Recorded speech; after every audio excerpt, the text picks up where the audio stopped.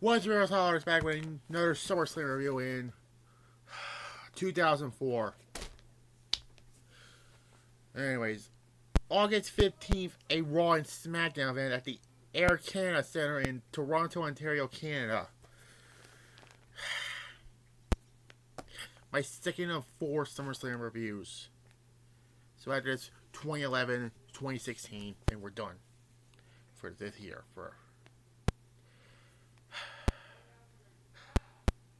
This show, it wasn't that good. It's one of the bottom SummerSlams.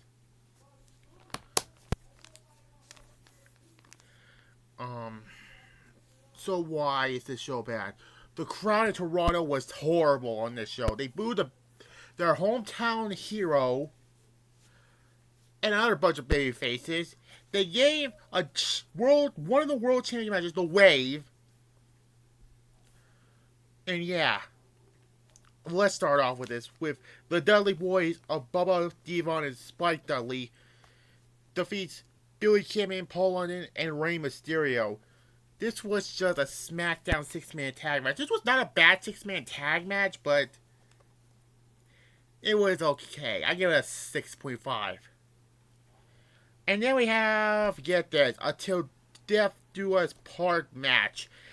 And this is not a no disqualification. They should have just flip-flopped the stipulation. The first match at Vengeance should have just been a regular match. And this should have been the no rules match. But whatever. Kane defeats Matt Hardy. This was terrible. I mean, And then let's say Kane versus Snitsky for Taboo Tuesday 2004. I'm going to skip Unforgiven because Shawn Michaels came back right at Unforgiven, and yeah. And then he did not come back again until after the beginning of 2005. It has led the whole Kane versus Matt Hardy, and then Kane versus Snitsky, and then Edge versus Kane, and then Edge versus Matt Hardy. It was just a...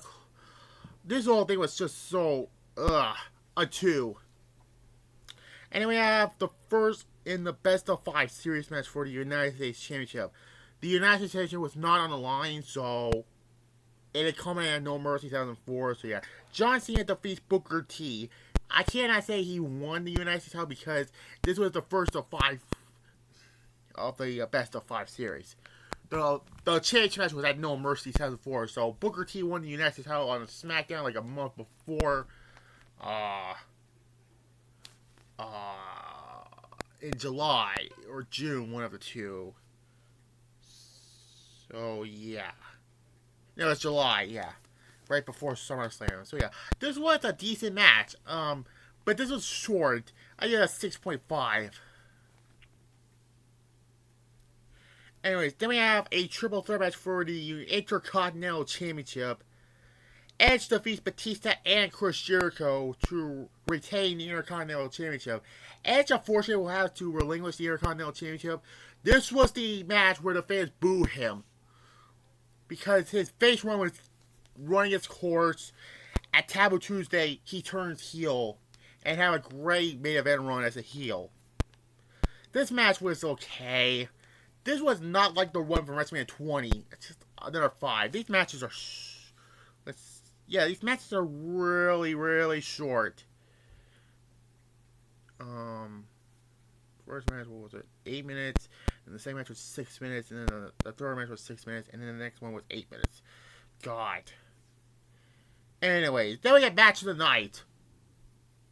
Kurt Angle defeats Eddie Guerrero. This was not as good as the WrestleMania 20 match, but compared to the rest of this SummerSlam, this was the best match on the night. The shining light of this show. This was right after Kurt Angle was resigned as SmackDown GM, and then Tay Long became the SmackDown GM.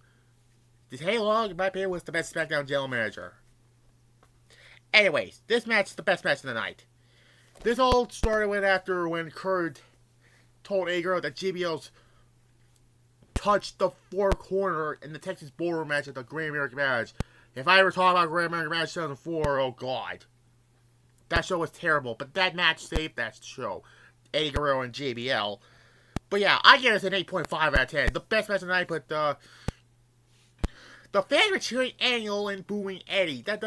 Angle at this point was the heel. Guerrero was the babyface. And this was the big SmackDown grudge match. And then, oh my god, we get this match. Triple H defeats Eugene. Before I will shit on this, there was a build-up to this match. When The Rock said to Eugene, who is your all-time favorite wrestler? And Eugene said, Triple H.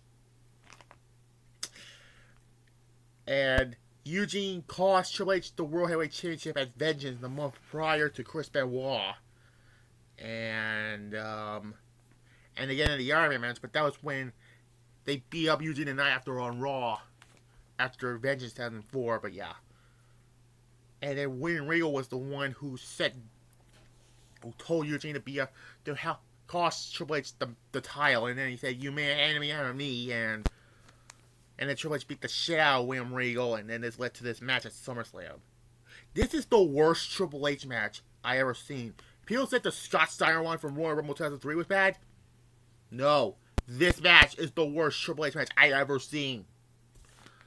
This match did not say SummerSlam. You could have just saved Triple H and Chris Benoit here. But he did not. But I understand why they put Orton in that position. But they should have just, again, flip-flop. Actually, no. Orton was feuding with Edge for Vengeance. Never mind. This was bad. A 0. And before I talk about the WWE Championship match, there was this dodgeball thing with the women. Yeah, that was terrible. Let's just not talk about it. And then we get this match for the WWE Championship. JBL defeats The Undertaker by disqualification to retain the WWE Championship. And you know why this match is infamous? The crowd were doing the Mexican wave during a fucking Undertaker match.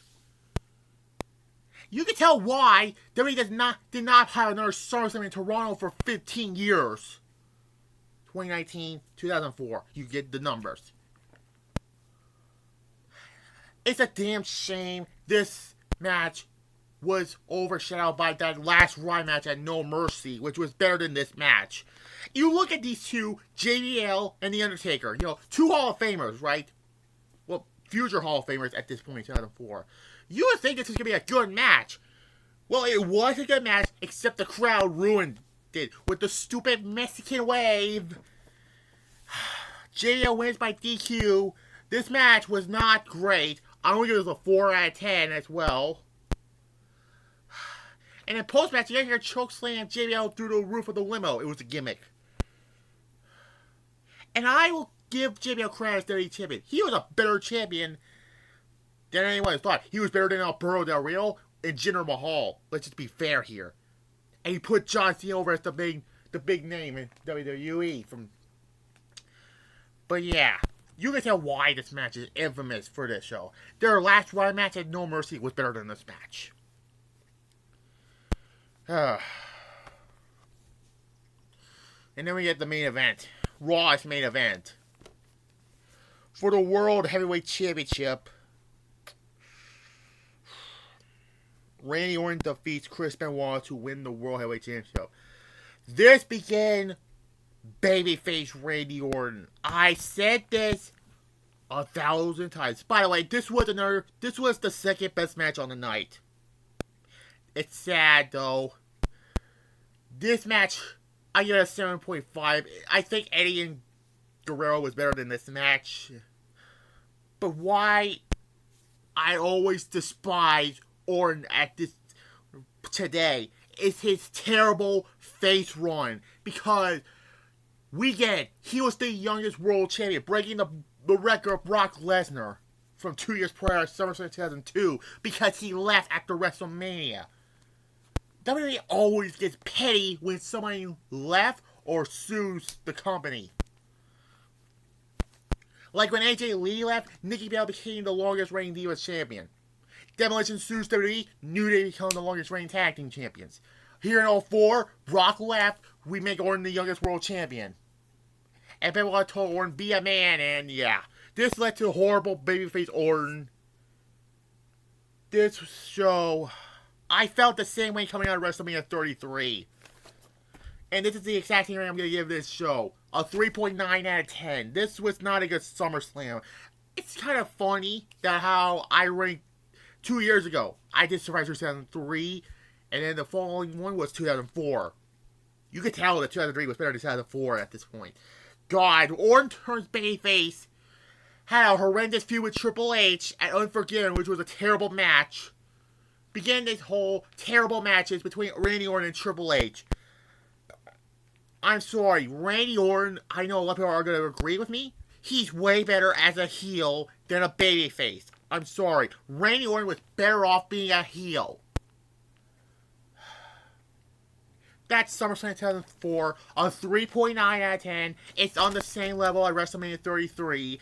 This was not a good SummerSlam, and you could tell why WWE did not went back to Toronto for SummerSlam until 15 years later.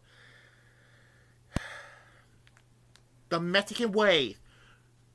Faces getting booed out of there, including the hometown hero and Edge. The rest did not. You could, if you want to say you watch every SummerSlam, watch the show once, never watch it again. I'll be back with my 2008 year review with Bound for Glory 2004 or 2008. Jesus Christ. Bound for Glory 2008, Cyber Sunday 2008, Turning Point 2008, Survivor Series 2008, the second final resolution of 2008, and Armageddon 2008, the last ever Armageddon. Like this video, comment down below. If you're new to this channel, subscribe.